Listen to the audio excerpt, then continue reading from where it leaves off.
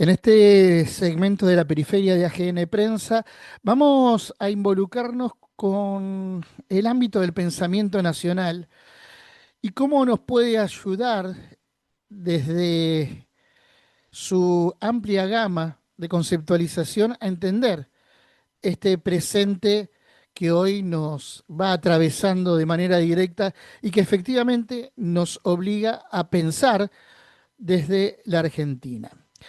En principio vamos a dedicar este segmento a nuestro compañero Francisco Pancho Pestana, que está atravesando un momento delicado y en el cual desde aquí le queremos desear una pronta recuperación y mucha fuerza. Para nosotros es también una guía que nos ha marcado el camino del pensamiento nacional, pero también de la comunicación nacional. Le damos la bienvenida para meternos de lleno en el tema a Omar Autón, autor del libro Patria o Colonia, Debatir, Pensar y Actuar de Ediciones Siccus. Le agradecemos a la editorial que nos ha hecho llegar el ejemplar. Omar es abogado, también ha estado en el movimiento obrero a través de su militancia en UPCN, así que conoce también de lleno lo que implica llevar a la práctica el pensamiento nacional de cierta manera, porque la praxis sindical así lo obliga. Omar, ¿cómo le va? Bienvenido a la periferia de AGN Prensa. Gustavo Ramírez lo saluda. Buenas tardes. Bueno, buenas tardes, Gustavo. Buenas tardes a todos los que nos están escuchando y, por supuesto, muy agradecido porque digamos, me den estos momentos como para conversar con ustedes. Bueno, estamos en un momento sumamente singular en la Argentina, pero que repite viejos vicios del pasado también, ¿no? Cuando uno revisa tu libro, efectivamente encuentra que los vicios de la vieja oligarquía se vuelven a reproducir en el presente. Sin embargo, hay una diferencia, ¿no? Porque en otras épocas, para combatir el pensamiento oligárquico, se recurría efectivamente al pensamiento nacional. Es lo que hizo el primer peronismo, ¿no? Tomando cuestiones de forja. Este, y hoy utilizamos categorías europeas para entender lo propio, lo cual termina generando, de cierta manera, un berenjenal conceptual del cual a veces es muy complicado salir, ¿no? Sí, es así. A ver, coincidamos también en algo. Históricamente, el pensamiento nacional, el pensamiento que intentó de alguna manera confrontar con todo el arsenal de modelos de pensamiento europeos, básicamente, vamos a ser claros, después aparece Estados Unidos, pero básicamente europeo, estuvo raleado de todo lo que fuera los espacios de pensamiento, de educación, de formación. Nunca fue recibido en las universidades, y me refiero a las universidades públicas inclusive, Ujú, ¿no? ujú. Pensemos que todavía el Instituto no recuerdo si es de Sociología o de Ciencia Política de la Facultad de Ciencias Sociales de la UBA, se llama Gino Germani, Ujú. que fue el que introdujo en la Argentina la idea o el pensamiento de que el peronismo era la expresión local del nazismo y el fascismo europeo. O sea, esto ha ocurrido. El peronismo es el que intenta de alguna manera brindar espacios a este pensamiento.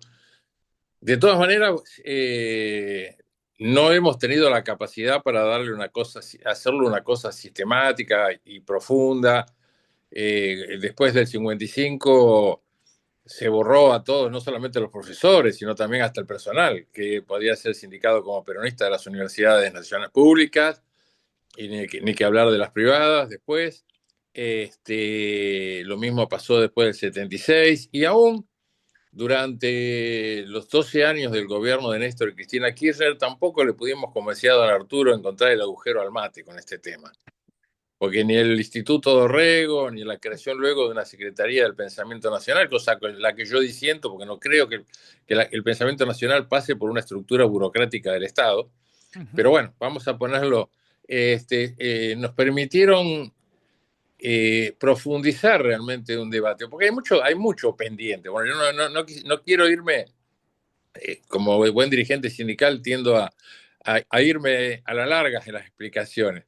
Pero me parece que nos hace falta mucha reflexión, mucha discusión, mucho debate, pero asumiendo esto.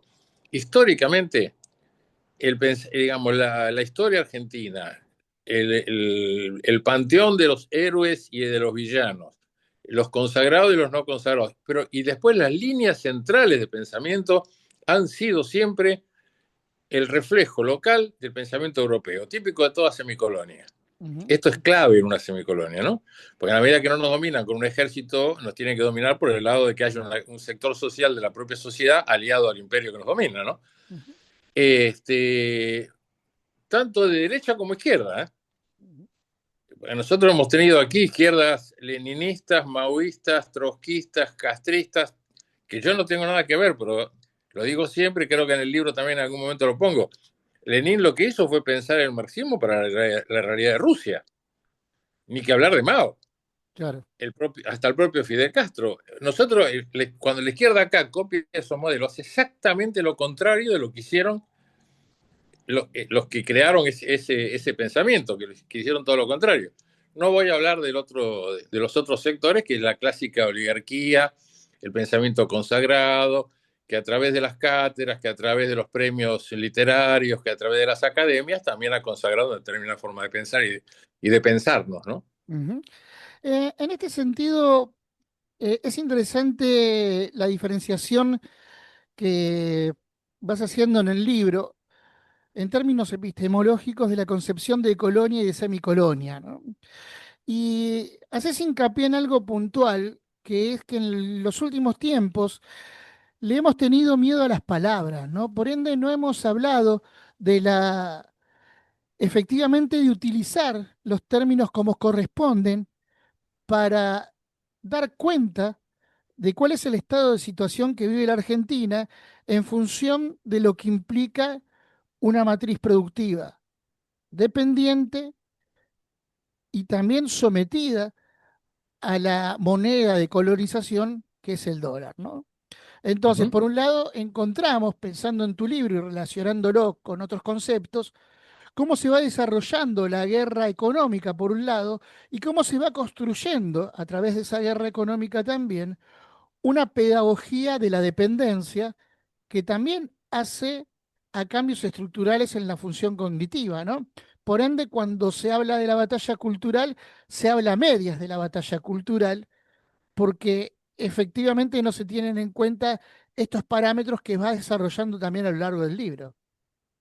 No, por supuesto. Bueno, hoy en día, más que nada, en aquellos que trabajan mucho cuestiones geopolíticas, se habla mucho de la guerra cognitiva, ¿no? Ujú. O sea, y en esto está muy vinculado todo el uso de plataformas, etcétera, para dar una batalla, para configurar las líneas de pensamiento, para configurar categorías y para darle contenido a ciertos significantes que por sí mismos son discutibles, digamos así. Pero nosotros esto lo llevamos desde hace mucho tiempo en adelante. A ver, desde cuando Sarmiento quería traer inmigrantes europeos del norte de Europa, por supuesto, nunca los que después terminaron viniendo, Ujú. quedaba por sentado la superioridad de esos sectores sobre la población criolla. En algún momento, fines del siglo XIX, pensadores como ingenieros, etcétera, absolutamente ganados por el positivismo que en ese entonces campeaba, pensemos en la bandera de Brasil, orden y progreso, ¿no? Y haciendo una adaptación muy sui generis del pensamiento darwiniano, de la selección de las especies, la superioridad del más fuerte, llegaron a la conclusión que si nosotros éramos un país atrasado e Inglaterra era un país, era una potencia, un país muy desarrollado, sería porque quizás nosotros estábamos en un estadio inferior del desarrollo y que, bueno, tendríamos que pasar un largo proceso de selección natural para llegar a esos niveles. O sea, eso lo decían pensadores de izquierda y dentro de todo de los más lúcidos, como ingenieros, aquí a fines del siglo XIX. Ujú. Arguedas en Bolivia decía que el gran problema de Bolivia era el indígena, que si se eliminara el indígena, o sea, esto es bien, menciono estos casos porque estoy hablando ya del siglo XIX, en algunos casos del siglo XVIII. Hay todo un mensaje destinado a consolidar un pensamiento que invierte el concepto de los griegos. Para los griegos, civilización era lo de ellos y barbarie era todo lo que venía de afuera. Ujú, Nosotros lo invertimos. Barbarie es lo propio, es lo que tenemos que ocultar, es lo que tenemos que superar, es lo que tenemos que abandonar, porque la civilización es lo que viene de afuera. Bueno, esto no es gratuito. Esto es la contracara de una misma moneda de la dominación económica, que también viene alimentado desde esa época. Si uno se pone a analizar quiénes fueron los que, digamos, hay cualquier momento de la historia argentina, pero cualquiera, ¿eh? Y lo pone en un contexto con las ideas del momento, etcétera, etcétera, se va a dar cuenta de lo que está detrás. Cuando Mitre, arengando a las tropas que van a ir a la guerra del Paraguay, dice vamos a ir con las banderas del libre comercio, estoy analizando un hecho bélico que tiene un profundo trasfondo histórico, político y económico. En la medida, para yo poder dominar, yo necesito escamotearle al pueblo su propia historia, el conocimiento de su propia historia, porque si lo llega a conocer, como decía un volante de la CGT de hace muchos años, un volante terminaba diciendo: el día que el caballo piensa se acabó la equitación. Bueno, lo mismo podríamos aplicarlo a esto. Y nosotros en nuestras escuelas, como decía Jaureche, conocemos el largo del río Nilo, conocemos los orígenes, conocemos el Danubio, y él decía, no, que yo no conocía el río Salado que pasaba a pocos kilómetros de mi casa. ujú, claro. O sea, esto no es anecdótico. Ujú, ujú, Durante mucho tiempo aquí nos reíamos porque decíamos que en Estados Unidos los estudiantes universitarios no tenían la menor idea o no tenían los conocimientos que teníamos nosotros sobre lo que había pasado con los sirios, los caldeos, etcétera, etcétera. No, ahora, de lo de Estados Unidos sí estaban informados, ¿eh? claro. A ellos no les importaba tres cominos lo que estaba afuera. No digo que esté bien, pero Ujú, digo, ese es un modelo de valoración de lo propio, de valoración de lo nacional. Después se puede caer en chauvinismo, esto como todo es sujeto a discusión. Pero lo que último que se le ocurriría a cualquier ciudadano de cualquier país central desarrollado del norte global, como le quieran llamar ahora, es subestimar su propia historia o que alguien subestime a los que han sido sus próceres, sus ancestros, su propio desarrollo, cosas por el estilo, que es exactamente lo contrario de lo que hacemos nosotros. ujú, Yo lo que digo en el libro es esta diferencia entre colonia y semicolonia. Es muy fácil de visualizar si uno toma un ejemplo. En la India, Inglaterra desembarcó con sus tropas. En China hizo 2 guerras para imponerle a China el consumo de opio. Para esos dos, los ciudadanos de esos dos países, ¿quién los dominaba? Estaba muy claro. claro. Habían entrado con sus ejércitos, con sus banderas, con sus uniformes, los habían matado, los habían sojuzgado. Por lo tanto, era un ellos y un nosotros. En el caso de los países semicoloniales, como no es así, porque en algún momento, con el caso de Inglaterra, lo intentó 2 veces, en lo que era el virreinato del Río de la Plata, Ujú, fracasó y dijo, bueno, tenemos que ir por otro lado. Entonces, por el lado por donde viene es por su alianza con las oligarquías locales que se subordinan por sus propios intereses a esa relación de dependencia, y entonces el ellos y el nosotros empieza a hacerse confuso. ¿No? Yo digo en el libro, hay algunos de ellos entre nosotros y hay pocos de nosotros entre ellos. claro. Bueno, ahí es el pensar situado también de Kush, Ah, ¿no? De dónde nos ubicamos y cómo nos aferramos al suelo, no como algo biológico, sino como algo filosófico, si se quiere, y ontológico, ¿no? Hay un pasaje del libro que me parece interesante para seguir ahondando en cómo se está pensando en la Argentina, porque efectivamente, citando autores argentinos que recitan a autores liberales extranjeros, hay acá una cita de Alfredo Manson que advierte sobre el pensamiento de Friedrich Hayek, hoy tan nombrado por este hombre que nos está gobernando. Me niego a llamarlo presidente, me hago cargo, este, en función de lo que representa, digamos, ¿no? no, pues, Entonces dice Manson que Hayek ha llegado a sostener que la organización social es inútil y peligrosa. Claro, acá hay un dato locuaz, ¿no? Sobre la descripción de lo real, que incluso hasta el propio peronismo puede llegar a terminar de dejar de lado en función de las caracterizaciones del presente. ¿Por qué digo esto?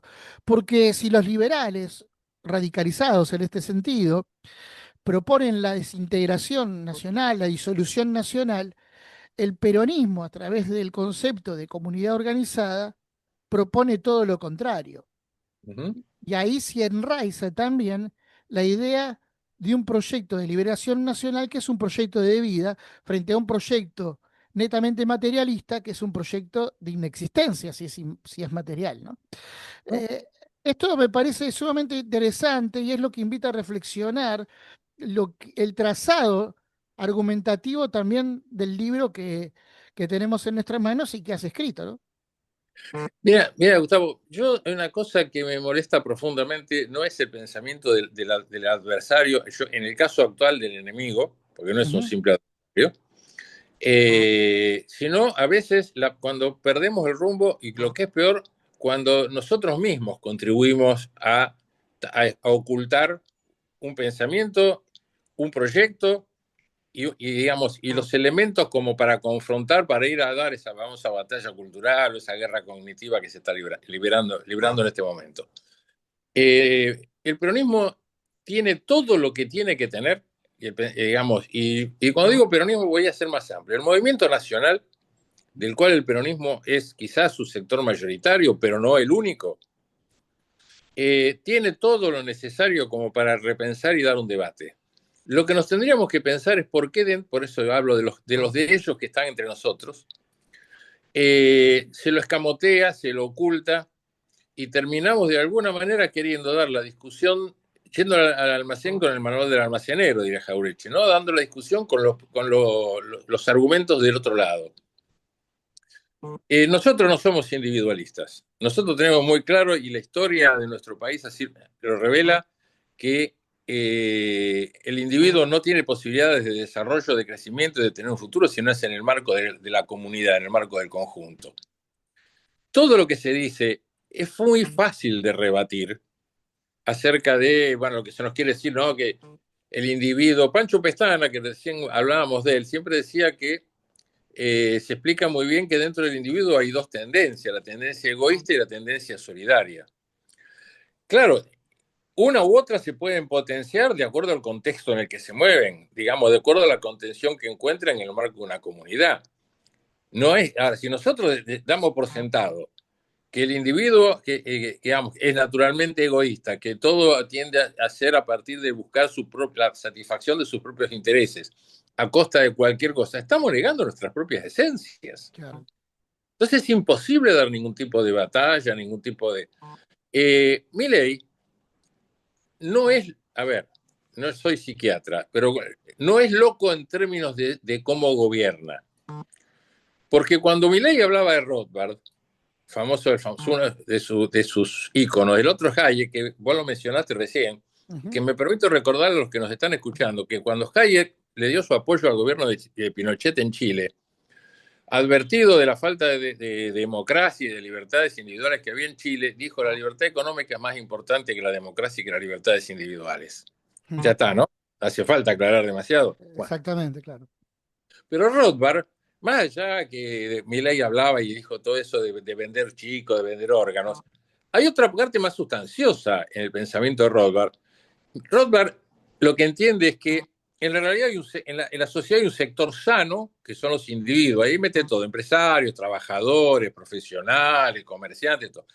Y hay un gran enemigo que es el Estado. Entonces él dice que si el Estado no nos robara a través de los impuestos, si el Estado no se metiera en las relaciones entre la gente, todo sería mucho más sencillo. Y entonces él llega a sostener inclusive la necesidad de eliminar la justicia y las Fuerzas Armadas, porque dice que son un gasto que genera una casta burocrática sostenida por el trabajo de toda la comunidad. Por lo tanto, cuando Milei hace lo que hace, no es porque se levantó en la mañana con un ataque de Claro. locura. Él abreva en un determinado pensamiento que por supuesto los estadounidenses lo difunden en los países como el nuestro, pero jamás lo aplicarían en el país de ellos. Ujú. Ujú. Digamos, entonces, ahora nadie de nosotros, uno mira, incluso muchos compañeros, usinas la conducción de este movimiento tendría que salir a aclarar todo este tipo de cosas, en lugar de caer en la chicana barata, en el insulto, en enfrentarnos con él porque habla mal de una cantante o pavadas por el estilo. Ahora, la pregunta que nos se hace es, ¿por qué no damos ese debate? ¿Por qué no se sale a dar? Bueno, ahí uno llega a un punto que empieza a tener dudas, Gustavo. Ujú. Porque digo, yo no soy ningún genio. Vos y yo estamos hablando y estamos hablando con un idioma muy claro y sabemos dónde estamos parados. ¿Cómo puede ser que los que tienen responsabilidades muy importantes de conducción no lo visualicen? Ujú. Hemos cambiado muchas veces el concepto, vuelvo a insistir, ¿no? Me parece que el término de comunidad organizada define también, inclusive en términos a la filosofía peronista, que es mucho más amplia. Pero hemos cambiado esos términos por abrevar en la discusión sobre populismo sí o populismo no, imbuidos por Laclau, ¿no? Un intelectual que no se hacía cargo del pensamiento nacional, al que muchos en un periodo empezaron a citar como referencia en términos absolutos y universales, y se fue tergiversando de alguna manera el pensamiento de lo nacional, ¿no? Entonces, no se llama Movimiento Nacional de Liberación, nos llamamos un frente. Este, no hablamos de integración en términos de construcción social, sino de inclusión. Y estos términos que parecen superficiales o estas discusiones que parecen muy finitas van definiendo también la caracterización de un momento histórico, pero van teniendo incidencia en la construcción de un pensamiento, porque se deja de lado un pensamiento que se considera a priori anacrónico, a priori y arbitrariamente anacrónico, Pues, cuando en realidad está absolutamente vigente. Cuando uno toma el libro de Pancho sobre el pensamiento nacional, cuando uno toma tu libro y otros tantos libros de compañeros que hoy están escribiendo en este sentido, lo que encontramos es un cambio de época, sin dudas, atravesados por otras circunstancias particulares, en este caso la tecnología, pero en términos sistémicos encontramos lo mismo, ¿no? Porque si uno escucha el discurso de Milei hace 2 semanas en el Jockey Club y el de la sociedad rural hace una semana, encontramos una relación de parentesco totalmente cercana con aquellas generaciones que veían una Argentina chiquita para unos pocos y que se referenciaban en ese eje anglo-estadounidense en función de los propios intereses de los más poderosos, ¿no? Obviamente, ese pensamiento después deviene en la década infame, con traiciones internas también. Ahí hay también que revisar el periodo de Irigoyen en función de lo que implica la avanzada aristocrática de Alvear, juntamente ¿Mm? con otros sujetos.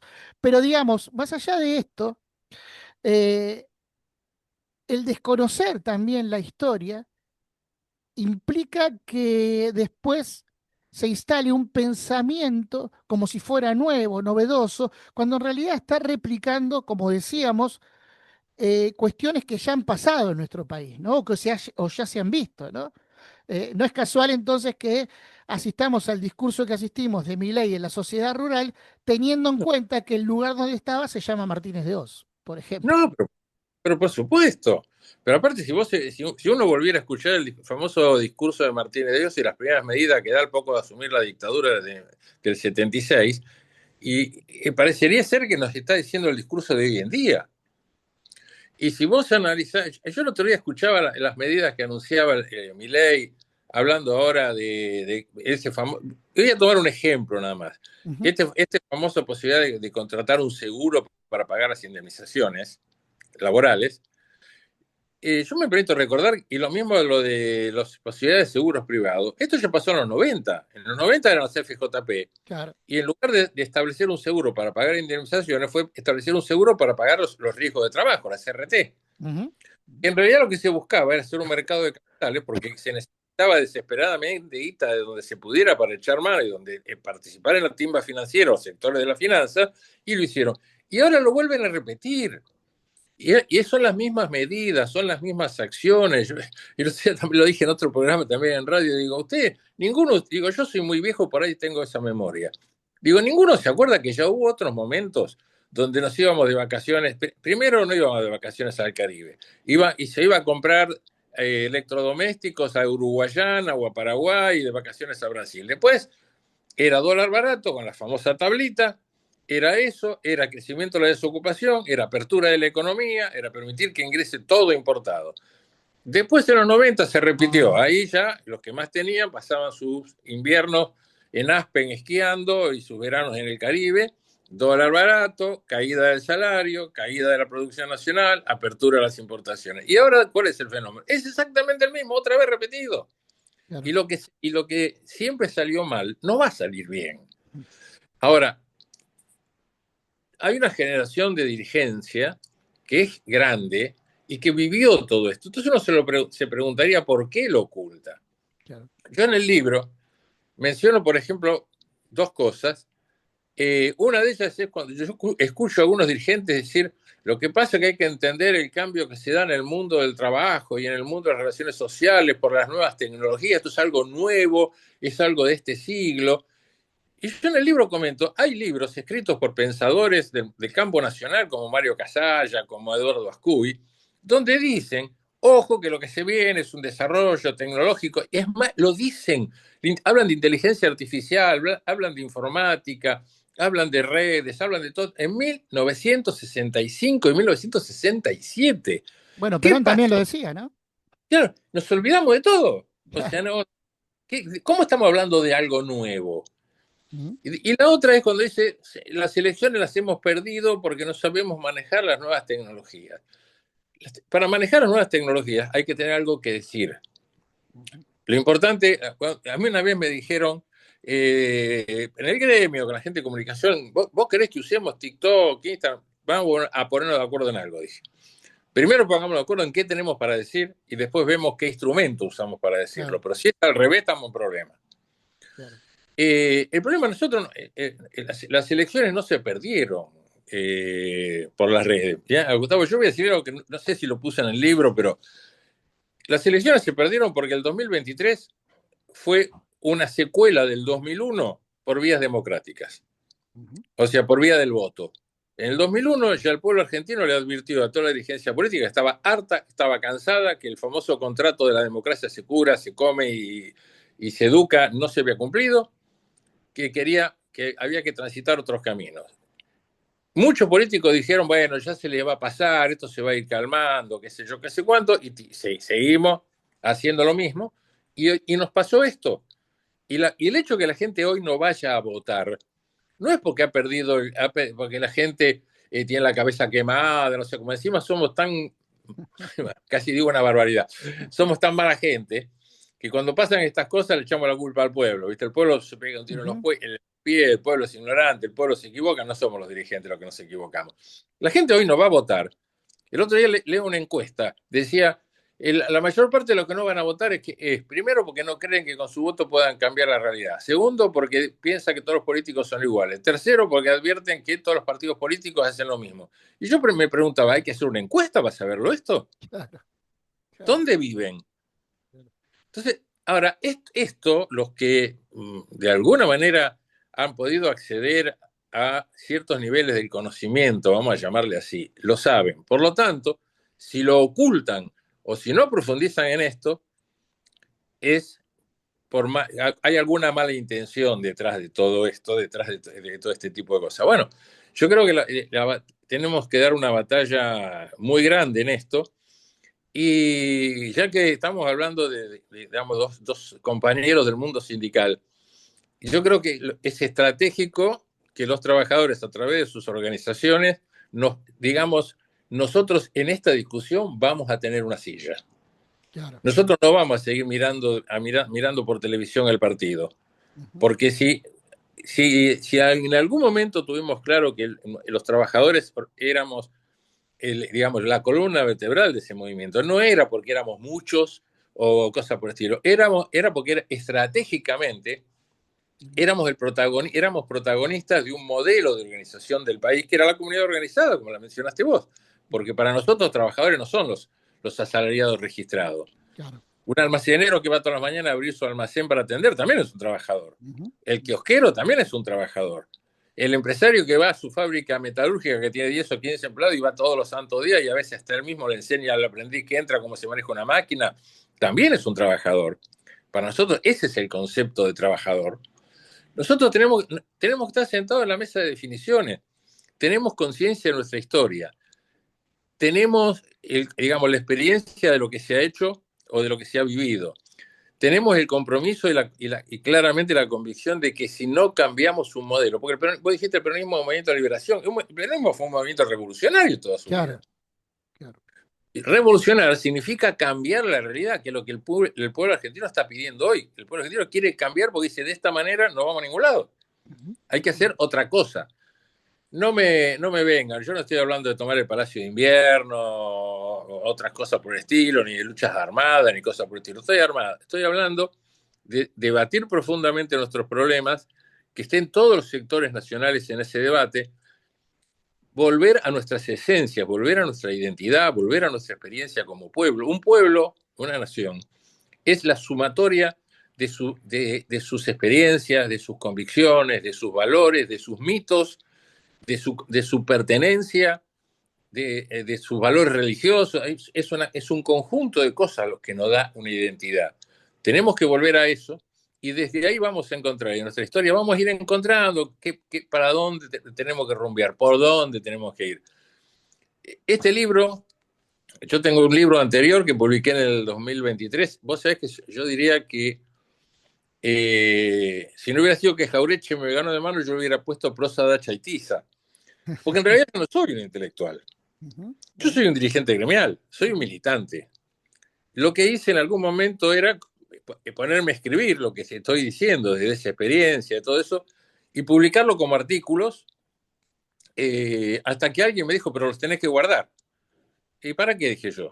No, los tenés que guardar porque, bueno, son el documento de lo que vos has dicho, es la prueba de que vos has tenido una determinada coherencia en tu forma de pensar, buena o mala, pero una coherencia. Y este libro, quizás ya sí, los artículos fueron siendo publicados con un orden determinado que le daba un vínculo, por eso tiene en los tres sectores que tiene. Pero es eso, y por eso su nombre también, después, ¿no? Porque dice patria o colonia, debatir, pensar y actuar.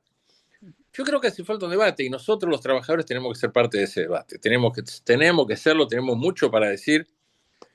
A mí en algún momento, ayer se lo escuché decir a una joven, una pensadora, no me acuerdo ahora, tiene, es muy, muy interesante, tiene cosas escritas sobre Evita, todo, pero una chica joven, pero muy sólida, ¿no?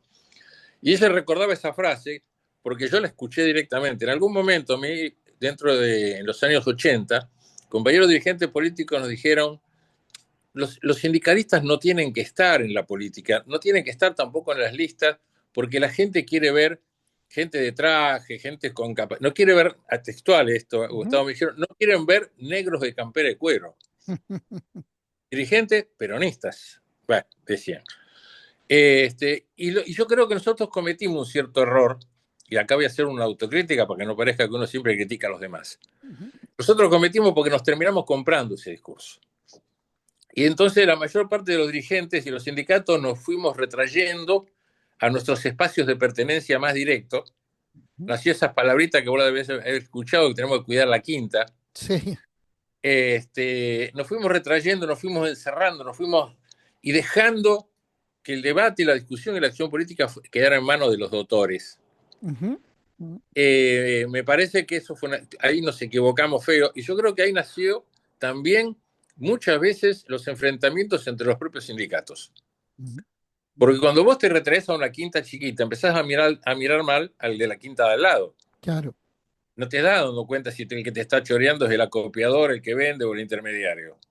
Sí, sí, se pierde mucho tiempo pensando en lo que hace el compañero y no lo que hace el enemigo, ¿no? Es Y, así, eh, es y a- y ahí evitamos contarnos a nosotros mismos y pensar como nos propuso Francisco, de la periferia al centro, ¿no? Entendiendo que la unidad es superior al conflicto y que allí está parte de nuestro arraigo también en torno al pensamiento. Omar, nos vamos quedando sin tiempo, pero vamos a retomar esta como charla porque hay que seguir vinculando lo real con el pensamiento nacional y dando y reconstruyendo nuestra propia identidad, que es algo que se ha olvidado y la comunicación tiene que contribuir a ello también desde nuestro lugar. Recomendamos entonces la lectura de Patria o Colonia, Debatir, Pensar, Actuar, un libro que es muy importante y es un libro cuando lo leía, estaba pensando también es un libro para compartir con la militancia, ¿no? Porque allí está lo real concreto. Omar, será hasta la próxima. Muchísimas gracias. Hasta la próxima, Gustavo, a sus órdenes y gracias a ustedes. Y te completo la frase de Francisco, él dijo de la periferia al centro y de abajo hacia Hacia arriba. arriba, totalmente. Un Así abrazo grande. estamos. Abrazo grande.